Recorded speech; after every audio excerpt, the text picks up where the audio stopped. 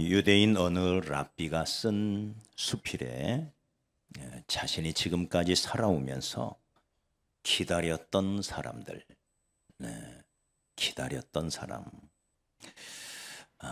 써놓은 것을 보았습니다. 나는 평생 많은 비판을 받고 살아왔습니다. 나는 평생 당신같이 나의 좋은 면을 말해주는 사람을 기다렸습니다. 나는 늘 용기 없이 살았습니다. 나는 나에게 희망을 줄 사람을 기다렸습니다. 나는 늘 결단력이 없이 살았습니다. 나는 나에게 결단력을 심어줄 사람을 기다렸습니다. 나는 언제나 체계적이지 못한 삶을 살아왔습니다. 나는 나에게 내 삶을 좀 더 체계적으로 조직하는 능력을 줄 사람을 기다렸습니다. 나는 언제나 성실하지 못한 삶을 살아왔습니다. 나는 나를 좀 더 삶에 충실하게 할 사람을 기다렸습니다. 이분의 수필을 읽다 보면 이 사람만 아니라 우리 모두가 무엇인가를 바라면서 또 누군가를 기다리면서 이 땅을 살아가고 있다는 걸 알게 되죠. 내 삶을 좀 더 새롭게 바꿔줄 그 무엇이 있었으면 좋겠다.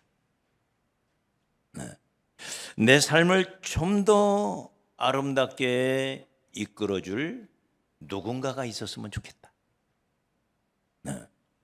나를 도와줄 사람, 나와 함께 할 사람, 나를 이끌어줄 사람.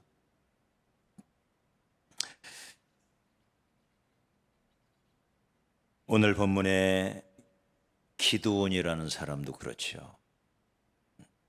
심한 좌절과 절망, 그리고 분노가 그의 삶 속에 가득합니다. 그런 삶 속에서 누군가를 기다리고 있는 거예요. 나를 도와줄, 우리 가족을 도와줄, 우리나라, 우리 민족을 도와줄. 그는 농부였습니다. 평범한, 아주 평범한, 그저 무력한 농부였습니다. 그런데 힘들게 농사를 지어놓고 나면 미디안 사람들이 와서 수확하기도 전에 다 뺏어가는 거예요. 1년 농사를 다 가져가는 거예요. 가축을 열심히 키웠는데 가축도 다 뺏어가는 거예요. 그러기를 무려 7년.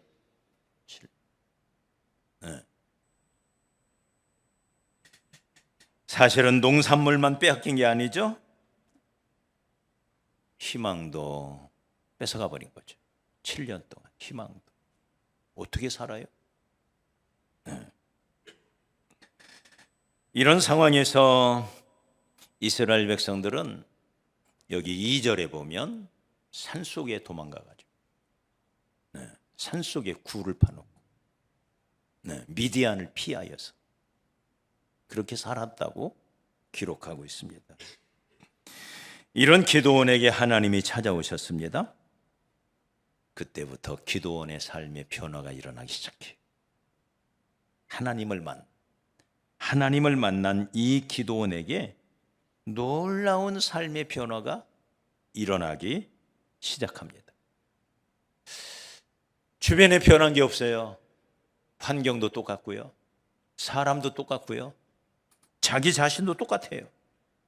변한 게 없어요. 변한 게 있다면 딱 하나. 하나님이 그에게 나타났다는 거예요. 네? 하나님을 만났다는 거예요. 하나님. 네.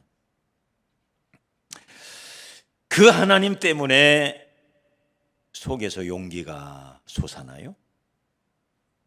그리고 마음에 평안이 주어져요. 여유가 생겨요. 그 여유 속에 지혜가 생겨요.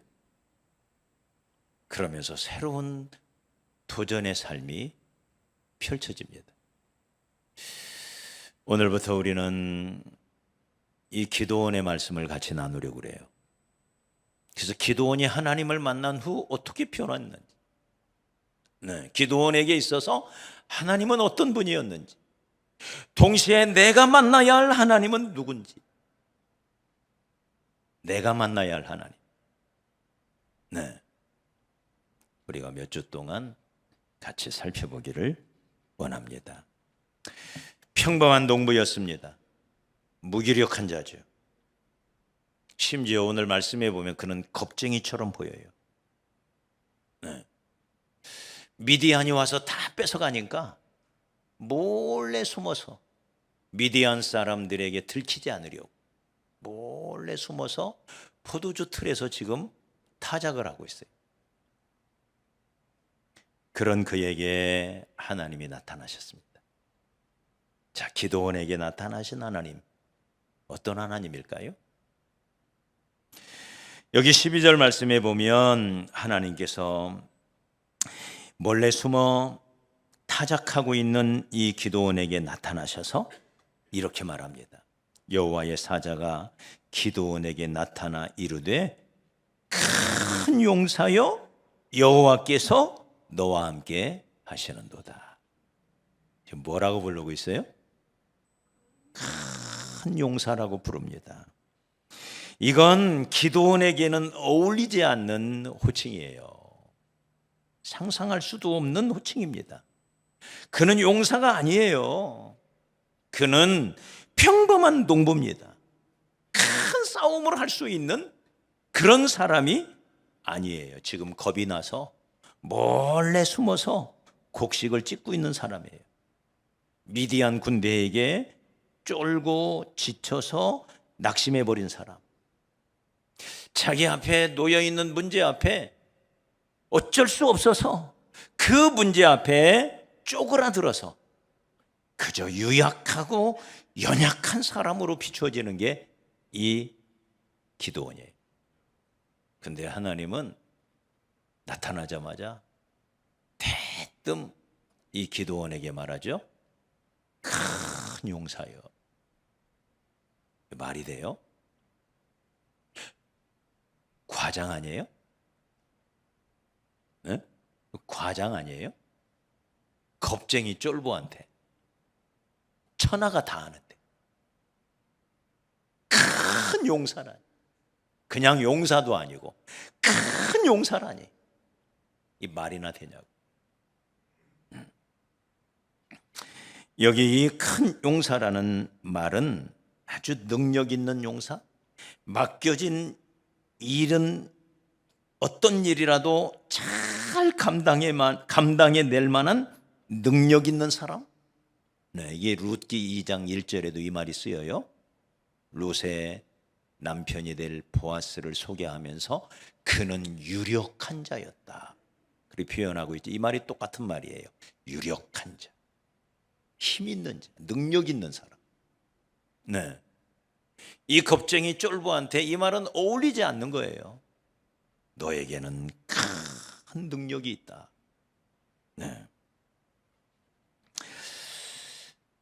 그런 말을 기드온이 듣자마자 황당한 거죠. 황당한 거죠. 하나님이 나와 함께 하신다고? 하나님이 나와 함께 하시면 내 인생이 왜 이래? 하나님은 우리를 버렸어. 하나님이 함께 하신다면 무려 7년 동안이나 이럴 수가 있어? 우리를 애굽에서 인도해낸 여호와라고? 그 하나님이 어디 있어? 이게 기드온의 생각이었어요. 그런 기드온에게 여기 16절에 보면 하나님이 또 말씀하십니다. 아니다. 내가 반드시 너와 함께 하리니 미디안, 메뚜기의 중다함 같이 많은 메뚜기 미디안이라 그랬어요. 그렇게 많은 미디안이라 할지라도 네가 한 사람을 쫓아버리듯 그들을 쫓아낼 것이다. 사랑하는 여러분, 우리 하나님이 함께 하시면 됩니다. 믿습니까? 하나님이 함께 하시면 돼요. 하나님이 함께 하시면 우리도 큰 용사가 될 수가 있습니다. 겁에 질려 있는 이 기드온에게, 이 겁쟁이 기드온에게 주님은 나타나셔서 그 기드온 속에 숨어 있는 용사를 지금 끄집어내고 있어요. 이 기드온의 진정한 가치를 지금 알아보고 말씀하시는 거예요. 나중에 보면 기드온이 정말 대단한 용사가 되죠. 그래서 일거에 미디안을 다 물리치는, 사랑하는 여러분, 우리 자신을 바라보면 우리 안에 수많은 연약함이 있죠. 뭘 해보려고 애를 쓰면 애를 쓸수록 마치 늪에 빠져 있는 것처럼 헤어나오지 못하는 자신을 보죠. 좀 손대는 것마다 잘 되면 좋은데 이상하게 손대는 것마다 안 되는 것 같아요. 속상하죠? 네. 이게 지금 기드온이에요. 기드온. 무려 7년 동안 해도 길이 안 보이는 거예요. 네? 답답하게 이를 데가 없는 거예요. 네. 이런 기드온의 속에 있는 용사를 하나님은 보셨습니다. 근데 이분이 우리 하나님이시더라고요. 시몬을 만났을 때 예수님이 뭐라고 말합니까? 너는 베드로다. 아마 기드온에게 큰 용사라고 불렀을 때나 똑같은 느낌이었을 거예요. 베드로도. 본인을 알잖아요. 얼마나 불안정한 사람인지. 시시각각 그 감정이 변하는 사람이잖아요. 시몬, 갈대라는 뜻이에요. 살랑바람만 불어도 한없이 흔들렸던 이 베드로. 아주 감정적인 사람. 네? 이런 시몬을 만나자마자 주님은 너는 베드로다. 어떤 비바람이 불어도, 그 거친 비바람이, 거센 비바람이 불어도 흔들리지 않는 너는 베드로다. 내가 이 반석 위에 내 교회를 세우겠다. 말이 돼요? 이런 연약한 갈대 속에 바위가 숨어 있다는 거예요. 말이 돼요? 이 속에 바위가 들어갈 수가 있어요? 그런데 주님은 그것을 보셨어요. 여러분, 이게 지혜지요. 우리 예수님, 우리 하나님의 그 지혜로움 앞에 이 연약한 기드온 속에 숨어있는 용사를 본 거예요. 갈대 속에 숨어있는 바위를 본 거예요. 어떤 지혜로운 수도사 한 사람에게 방문객이 찾아왔대요. 사람들이 당신을 매우 지혜자라고, 예언자라고 칭찬이 자자한데 사람들이 당신을 그렇게 부르는 이유가 어디 있습니까? 그러자 이 수도사가 이렇게 대답합니다. 나는 사람과 사물을 보는 능력이 다른 사람과는 조금 다르지요. 보통 사람들은 눈에 보이는 것만 보고 자기 현실만 보는 반면에 나는 그 속에 숨겨진 것을 봅니다. 나는 누에 꽃의 안에 나비가 있음을 봅니다. 그리고 알 안에 있는 독수리도 봅니다. 이기적인 인간 속에 있는 성자의 모습도 저는 볼 수 있습니다. 죽음 안에 있는 생명도 봅니다. 분열 속에 내재한 일치도 볼 수 있습니다. 무엇보다도 고난의 환경 속에 계신 하나님을 볼 수 있는 눈이 있습니다. 이게 지혜지요. 우리 하나님은 지혜로 충만하신 분입니다. 본인도 주변에 있는 사람들도 다 기드온은 그냥 평범한 농부예요. 겁쟁이에요. 나약한 사람이에요. 실패자예요. 죽어라 노력하지만 1년이 지나 결산을 하고 보면 아무것도 남은 게 없어요. 빚만 들어가요. 이게 기도원이에요. 그런 기도원을 하나님이 보셨습니다. 불꽃 같은 눈초리로 찾아보시고 또 찾아보시던 하나님의 눈에 기도원이 발견이 된 거예요. 그리고는 기도원을 찾아가요. 그리고는 그의 진정한 가치를 인정해 줘요. 용사요. 여러분, 이 하나님의 평가가 맞을까요? 네? 하나님의 평가가 맞을까요? 이분이 우리 하나님이십니다. 우리 옆 사람에게 축복합시다. 당신도 용사가 될 수 있습니다. 할렐루야. 이 연약한 갈대 시몬이 베드로로 바뀌어요. 그래서 예수님은 베드로를, 이 시몬을 만날 때마다 그때부터 시몬이라고 부르지를 않아요. 너는 베드로다. 너는 베드로다. 너는 베드로야. 너는 베드로야. 처음에는 아마도 베드로가 그 생각했을 거예요.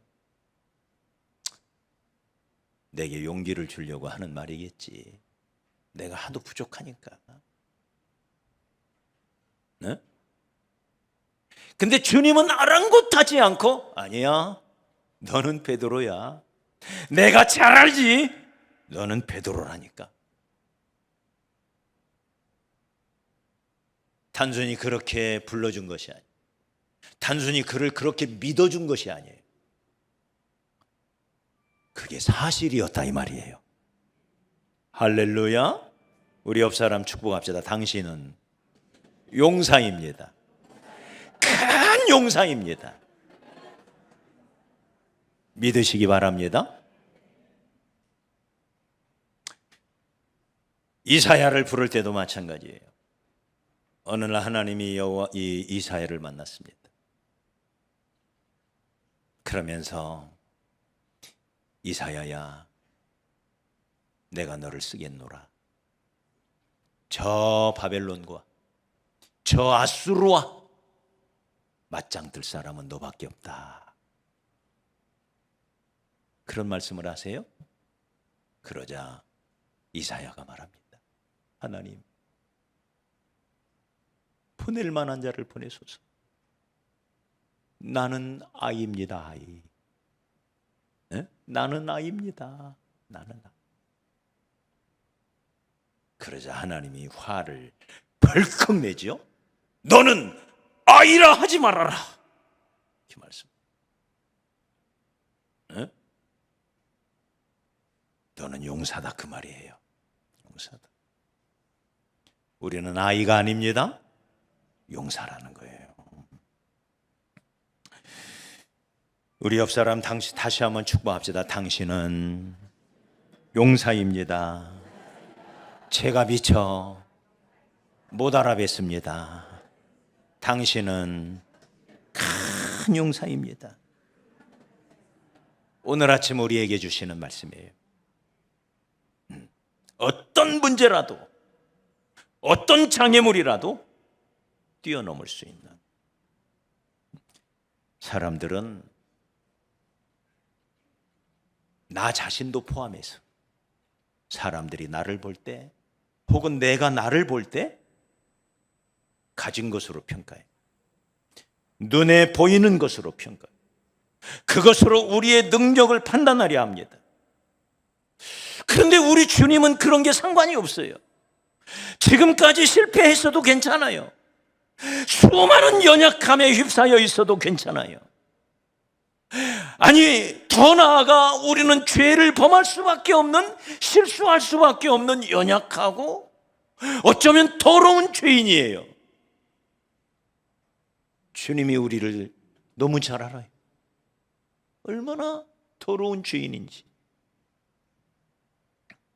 그런데도 그런 나의 현재의 모습 속에서 주님은 용사를 발견해 내십니다. 내 안에 있는 무한한 가능성, 내 안에 있는 진정한 가치를 주님은 찾아내시는 거예요. 여러분, 내가 구원받아 하나님을 예배하는 이 자리에 지금 나와 있다는 거, 이 세상에 그렇게 많은 사람 중에 하나님이 나를 찾아내신 거예요. 그래서 나를 이 자리로 불러내신 거예요. 네? 내가 우연히 이 자리에 와 있는 게 아니에요.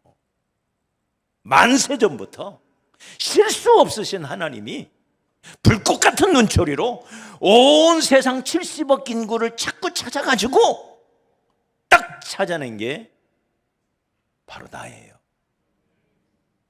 호균 씨예요. 그냥 온 게 아니에요. 보니까 쓸만한 놈이거든. 네? 우리 안에 용사가 숨어 있거든. 그래서 나를 불러서 이 자리에 있는 것입니다. 할렐루야.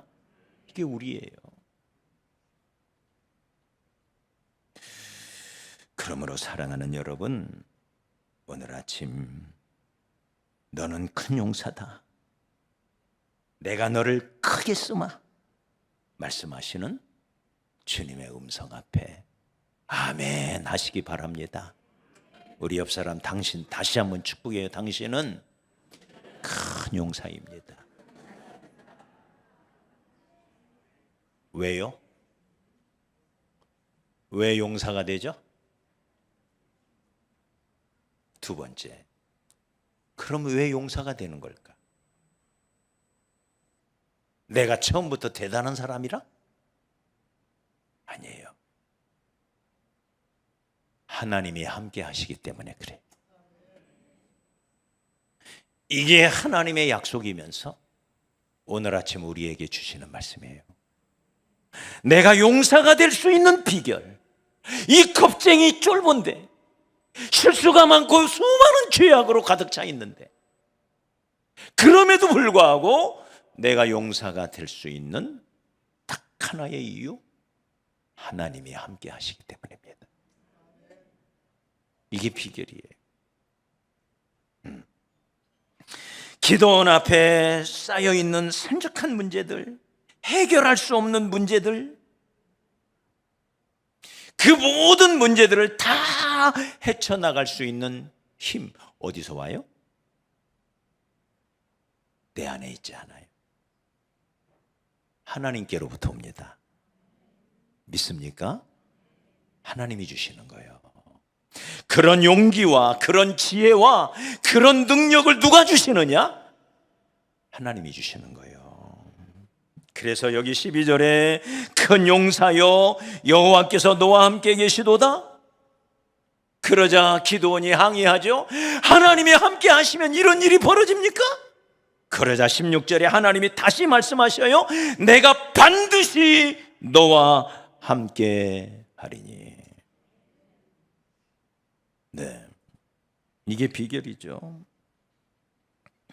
우리 하나님이 함께 하시면 되는 거죠. 여호수아와 갈렙이 외쳤던 말이 뭐예요? 저 가나안 7 족속 앞에서 떨지 말아라. 그들과 함께하는 자보다 우리와 함께하는 자가 더 크다. 네? 이게 여호수아와 갈렙의 신앙이에요. 제자들을 주님이 보내시면서 약속하셔요. 볼지어다 세상 끝날까지 너희와 항상 함께 있으리라. 이 약속을 주님이 지키셨을까요? 마가복음 16장 20절에 보면 제가 최근에 암송한 말씀이에요. 제자들이 나가 두루 전파할세 주께서 함께 역사하사 그 따르는 표적으로 담대히 하나님의 말씀을 전하였더라. 할렐루야. 주께서 함께 역사하사 그 따르는 표적으로 주님이 함께하니까 능력이 나타났다 이 말이에요. 주님이 함께하니까 담대함이 나타나고 용기가 나타나고 지혜가 나타나요. 이게 비결이에요. 주님이 함께하는 거예요. 네. 우리가 여호수아서를 읽으려고 펴는 순간 여호수아를 위로하는 하나님을 거기서 만나게 돼요. 모세가 죽고 난 다음에 후계자가 된 여호수아, 그 마음에 얼마나 큰 두려움이 있었을까요? 모세와 함께 쭉 지내면서 불평하기 좋아하고 원망하기 좋아하고 하나님 대적하기를 좋아하고 지도자 모세를 대적하는 백성들을 수도 없이 보았어요. 그 큰 지도자 모세도 힘들었는데 모세와 비하면 여호수아는 형편없잖아요. 어떻게 이 백성들을 이끌고 저 가나안 땅에 들어간단 말인가? 이제부터 본격적인 전쟁인데 모세도 못한 일을 내가 어떻게 이 연약한, 이 나약한, 이 문열이 같은 이 이스라엘 백성과 함께 어떻게 요단강을 건너서 그 여리고 성과 수많은 성들을 정복할 수 있단 말이에요. 두려움이죠, 두려움. 그런데 여호수아에게 주님께서 하시는 말씀이 뭐예요? 너의 평생에 너를 능히 당할 자 없으리니 내가 모세와 함께 있던 것 같이 너와 함께 있을 것이다. 이게 여호수아에게 주신 단 하나의 약속이에요. 따라합시다. 내가 너와 함께 하리라. 다시 한번 시작. 할렐루야. 우리로 바꿔봅시다. 시작. 내가 하나님이 우리와 함께 하시리라. 믿습니까? 하나님이 우리와 함께 한다. 그럼 누가 대적해요, 우리를? 누가 건드려요? 네. 그 약속을 가만히 보니까 세 가지더라고요. 내가 너와 함께 하리라. 내가 너를 버리지 아니하리라. 내가 너를 떠나지 아니하리라. 세 가지. 내가 너와 함께 함이라. 내가 너를 버리지 아니하리라. 내가 너를 떠나지 아니하리라. 네가 물 가운데 지날 때에도 내가 함께 할 것이고 불 가운데 행할 때에도 내가 너와 함께 할 것이다. 하나님이 함께 한다는 거예요. 네. 그래서 용사가 되는 것입니다. 나는 혼자가 아니에요. 우리를 힘들게 하는 것은 우리의 삶을 가만히 들여다보면 내가 만나는 어떤 일 때문에, 내가 만난 어떤 사건 때문에 힘들고 두려울 때도 있지만 그보다 훨씬 더 큰 어려움은 외로움이에요. 외로움. 이런 상황 속에서 내 마음을 알아주는 사람이 없다. 나를 도와줄 사람이 없다. 나와 함께 할 사람이 없다. 이게 우리를 힘들게 하는 거죠. 네. 그런 우리에게 하나님이 말씀하시는 거예요. 내가 너와 함께 하겠다. 사람은요, 저 사람이 나에게 도움이 될 것 같다 싶을 때가 있죠. 그런데 알고 보면 오히려 내가 도와줘야 할 경우가 많아. 이게 사람이에요. 아니에요? 저 사람이 나에게 힘이 될 것 같다. 그런데 내가 도와줘야 할 때가 많아. 이게 사람이에요. 그래서 주님은 인자를 알기 때문에, 저와 여러분의 약함을 알기 때문에 우리를 의지하지 않았다 그랬어요. 이게 인생이에요. 사랑하는 여러분, 우리 하나님이 우리와 함께 하십니다. 언제 어디서나 임마누엘의 하나님. 네. 이 믿음이 우리를 강하게 만드는 거죠. 할 수 있거든요. 무슨 말이냐? 믿는 자에게 능치 못할 일이 없다. 뭘 믿어요 우리가? 네? 믿는 자에게 능치 못할 일이 없다고 그랬는데 뭘 믿어요? 하나님을 믿어요. 어떤 하나님을 믿죠? 나와 함께 하시는 하나님을 믿는 거예요. 맞아요? 그리고 나와 함께 하시는 하나님이 나를 사랑하실 뿐만 아니라 전능하신 하나님이심을 믿는 거예요. 이 믿음이 불가능이 없는, 못할 것이 없는 삶으로 우리를 인도해 가시는 거죠. 이 겁쟁이 기도원에게 나타나신 하나님, 기도원 안에 있던 기도원의 진정한 가치, 진정한 모습을 인정해 주는 하나님, 그런 기도원에게 내가 너와 함께 하겠다. 그러니 너는 큰 용사다. 실패한 사람, 좌절한 사람, 어리석은 사람, 그러나 주님이 함께 하시니 너는 큰 용사다. 오늘 아침 우리에게 주시는 말씀인 것입니다. 우리의 약함에도 불구하고 우리를 용사라 하시는 분, 누구의 평가가 맞을까요? 우리 하나님의 평가가 맞겠죠. 맞아요? 나를 나보다도 더 잘 아시는 분이 하나님이십니다. 그러니 누가 뭐라고 해도 그런 말에 속지 마십시오. 흔들리지 마십시오. 그런 것들은 우리의 믿음을 흐트러 놓습니다. 맞아, 나 같은 게 뭐 하겠어? 나같이 연약한, 내가 잘 알지, 내가 누군지 잘 알지. 속지 마십시오. 주님의 평가가 더 옳습니다. 더 정확합니다. 주님의 평가는 틀리지 않습니다. 주님은 오늘 아침 우리에게 말씀하십니다. 용사여, 여호와께서 너와 함께 하시는도다. 그 주님을 만나시기 바랍니다. 그리고 그 주님을 의지하시기 바랍니다. 그러면 우리도 기도원이 될 수가 있습니다.